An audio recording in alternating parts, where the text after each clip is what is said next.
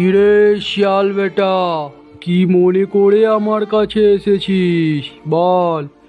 আরে বাঘ মামা, আমি কিছু মনে করে তোমার কাছে আসিনি গো। একটা জরুরি কাজ। কি কাজ তাড়াতাড়ি বলে ফেলো তো। আরে বাঘ মামা, এত রেগে যাচ্ছ কেন? আমি আমার বাচ্চাকে রেখে শিকারে যেতে চাই, তুমি রাখবে গো? বলো বলো। হ্যাঁ হ্যাঁ, আমার জন্য শিকার নিয়ে রাখতে হবে, তবেই আমি তোমার বাচ্চা রাখবো, নইলে আমার কি লাভ? হ্যাঁ ঠিক আছে গো বাঘ মামা, আপনার জন্য আমি একটা শিকার নিয়ে আসবো। ঠিক আছে, তবে যাও তাড়াতাড়ি।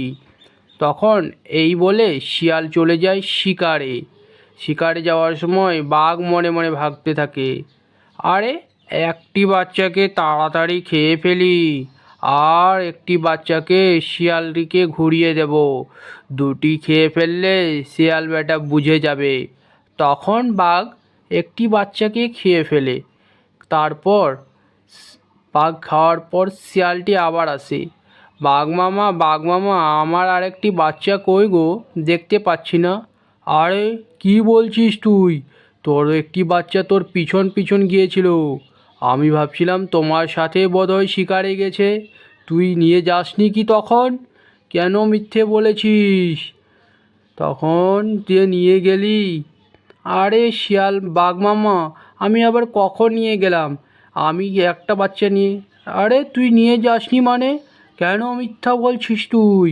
তাড়াতাড়ি করে যা এই বাচ্চাটাকে নিয়ে, নইলে তোকেও খাবো আর তোর বাচ্চাকেও খেয়ে ফেলবো, বুঝলি? ঠিক আছে গো বাঘ মামা, আমি আর কি করতে পারি? আপনার মতো শক্তি তো আমার কাছে নেই। তাই যাই, কী যে হয়। আমার যদি একটি বাচ্চাকে ফিরে পাই, তবে আমি অনেক খুশি হব। এই বলে শিয়াল তখন বনের দিকে একটি বাচ্চাকে নিয়ে রওনা দেয়। তখন শিয়াল মন খারাপ করে বসে থাকে জঙ্গলের মধ্যে, এদিক ওদিক না খুঁজে না পেয়ে। তখন শিয়ালের বন্ধু ছাগল আসে।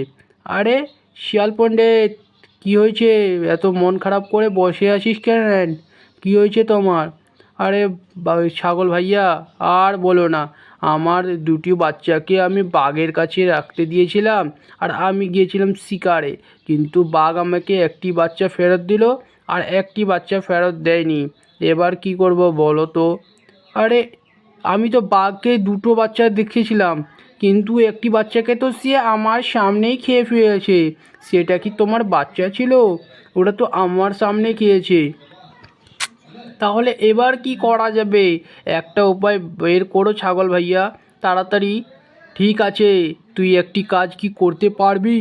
তাহলে শোন, একটি খরগোশকে ধরে নিয়ে আসো, আর তার মধ্যে বিষ মিশিয়ে দাও, দেখবা। আর যেই যে বুদ্ধি দিচ্ছি, সব যদি সঠিক করো, তাহলে কিন্তু তুমি তোমার প্রতিশোধ নিতে পারবে। আচ্ছা ঠিক আছে ছাগল ভাইয়া, আমি তোমার ইচ্ছা মতোই কাজ করব। তখন সে একটি খরগোশকে শিকার করে।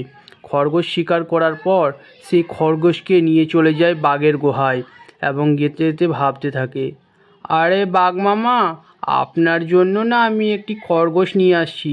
সেদিন তো আমি জঙ্গলে গিয়েছিলাম, তোমার জন্য শিকার আনতে ভুলে গিয়েছিলাম, কিন্তু এই নাও, সেই আগের কথা মনে না করে তুমি এই খরগোশটিকে খেয়ে নাও বাঘ মামা। দেখছি তুমি অনেক শুকিয়ে গেছো, আমি মনে করি আপনি উপহারটা রিটার্ন করবেন না। তাড়াতাড়ি খেয়ে নাও বাঘ মামা, আমি বড় খুশি হব গো। তবে ঠিক আছে, এত করে যেহেতু বলছিস, তাই আমি খেয়ে নিচ্ছি, এতে কোনো কিছু নষ্ট হবে না তো? তখন বাঘ সেই খরগোশটিকে খেয়ে ফেললো। খাওয়ার পর বাঘের গলায় যন্ত্রণা হতে থাকে। আরে এর মধ্যে তুমি কি বিষ মিশিয়ে দিচ্ছিস নাকি? আমার গলা এত যন্ত্রণা করছে কেন? নে, এবার বুঝ খেলা। এক জঙ্গলের মধ্যে থাকতো দুই চুড়েল। আরে অনেক দিন হয়ে গেল, কোনো তো মানুষেও খেতে পারি নাই। চল আজকে মানুষের জোগাড়। এত ঘন জঙ্গলের মধ্যে মানুষ কোথায় থাকবে? ঠিক আছে, আমি গ্রামের উদ্দেশ্যে রওনা দিচ্ছি। যাচ্ছি, কোথাও কি গ্রামে মানুষ পাওয়া যায় কি না।